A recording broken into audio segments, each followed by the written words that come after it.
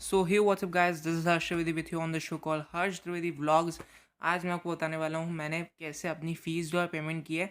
Payment तो मैं से एजुकेशन लोन से ही किया, बट क्या मुझे रेट पड़ा है और कैसे मैंने वहाँ पे भेजा है, कितने डिफरेंट पेमेंट मेथड है, तो मैं आपको बताऊँगा मैंने कौन से मेथड से पे किया है। Let's start with the new intro.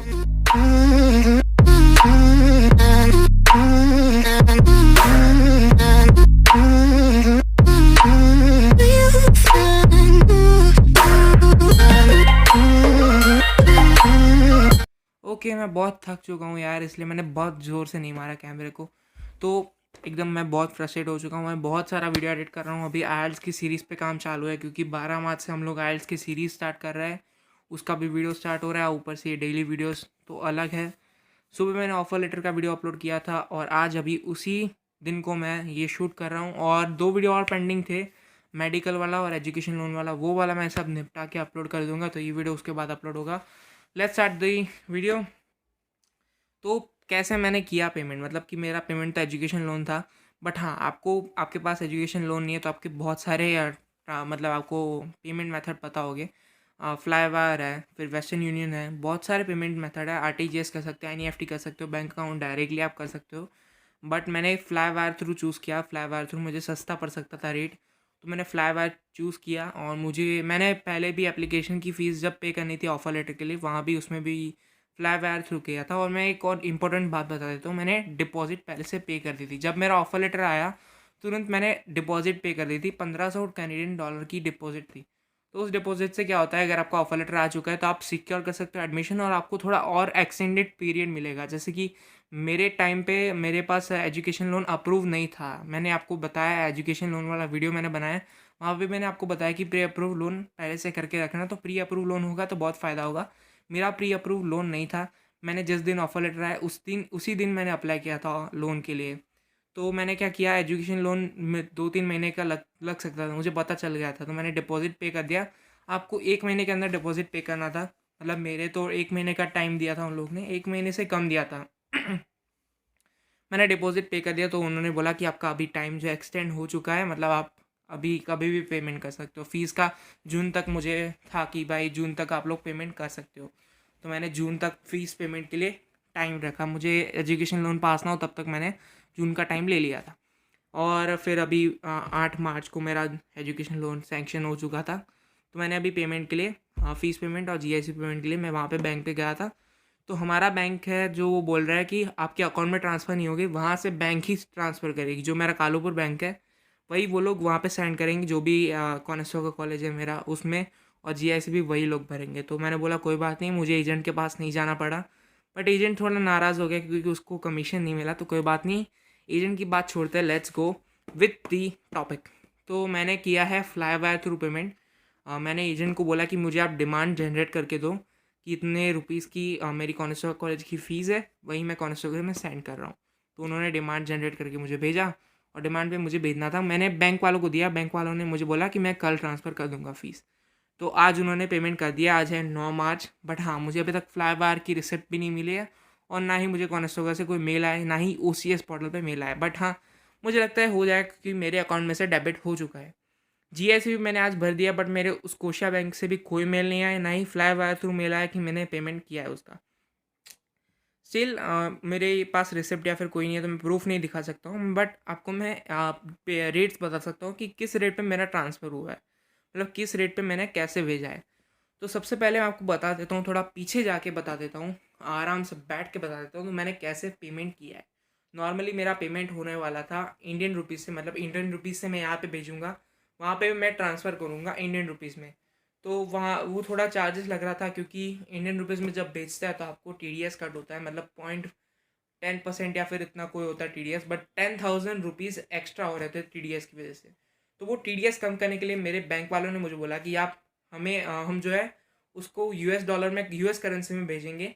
US dollar से वो ट्रांसफ़र होगा कैनेडियन डॉलर में। तो वहाँ पे बहुत ज़्यादा कम रेट हो रहा था, सिर्फ और सिर्फ 1,000 का टीडीएस लग रहा था यूएस डॉलर के हिसाब से।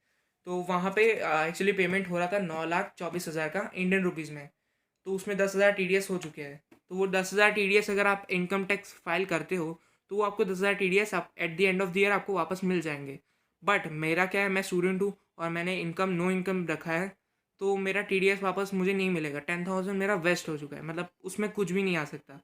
तो मेरे बैंक वालों ने बोला कि तू $US में सेंड कर, तेरा 1,000 ही TDS कट होगा, और 1,000 कट होगा तो बाद में तू वहाँ पे TDS तेरे फाइल कर देना, मतलब इनकम टैक्स में तू बता देना कि मैं इनकम हूँ, मेरे पास इतनी इनकम थी, और TDS फाइल भी कर सकता है, बट मैं फाइल नहीं करने वाला हूँ।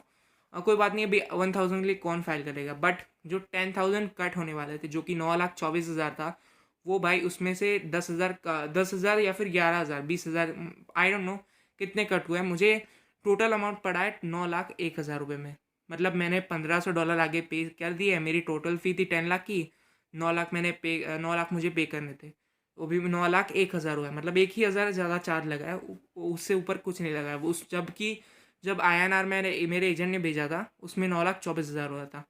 बट कोई नहीं, वो मैंने बैंक वालों से सुलझा के मैंने सब कुछ फाइनलाइज कर दिया था। तो मैं आपको रेट बता देता हूँ फटाफट, रेट कौन सा लगा है मेरा।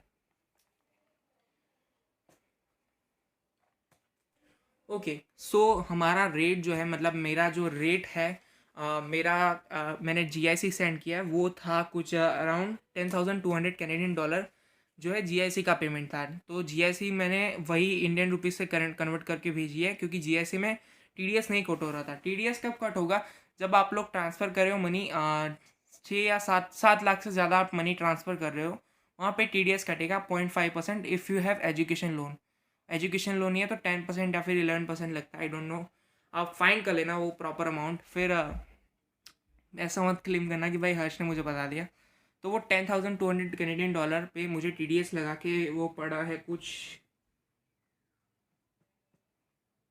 ओके, मुझे पड़ा है वो 6,09,000 का, मतलब कि हो रहा था 6 लाख अराउंड, बट 6,09,000 लगा है, 9,000 ज़्यादा लगा है, बट कोई बात नहीं है।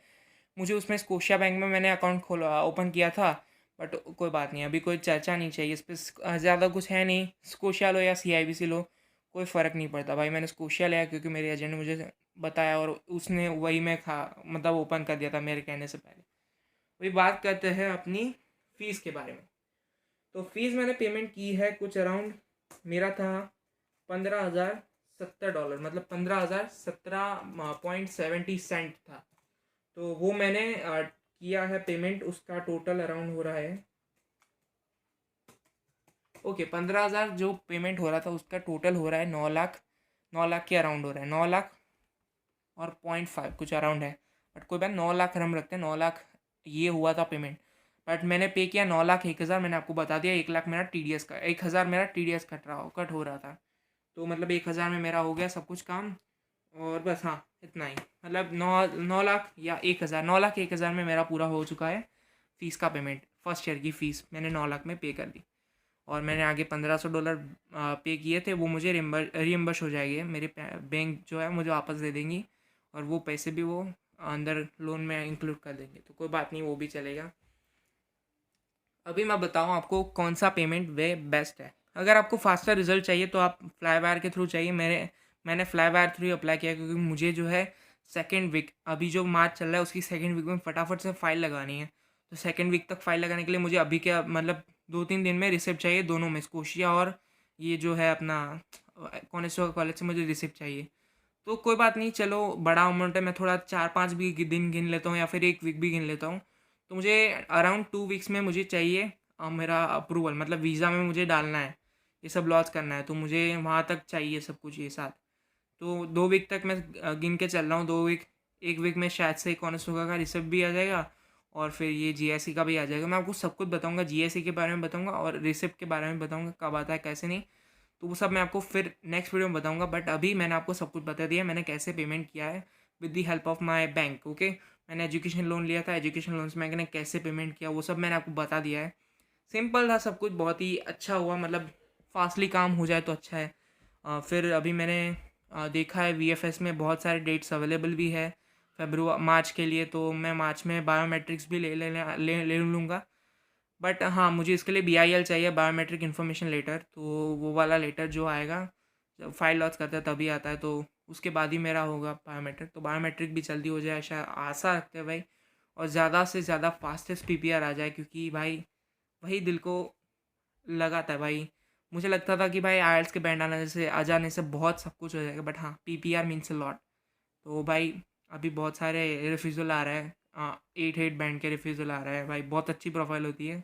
अपनी तो ऐसी प्रोफाइल है ही नहीं भाई। कोई बात नहीं, अभी देखेंगे, गॉड पे भरोसा है और hope so God would bless us with fastest PPR. आपका भी आएगा, मेरा भी आएगा, सबका आएगा, चिंता मत करो। अभी ज़्यादा फास्टेस्ट पीपीआर टाइमलाइन आएगी क्योंकि उन लोगों ने नए लोग ऐड करे हैं, रिक्रूट किए हैं, तो मैं उसका वीडियो अलग से बनाऊंगा और उसकी ज़रूरत भी नहीं है यार। आएगा टाइम, आपको पता चल जाएगा भाई, सबका टाइम आएगा, अपना टाइम आएगा। बाय बाय, मिलता है नेक्स्ट वीडियो में, तब तक के लिए good bye and take care as always. तीखे रास्तों में मत पड़ना, फीका, अनमोल भाई का डायलॉग चलता है। Bye bye.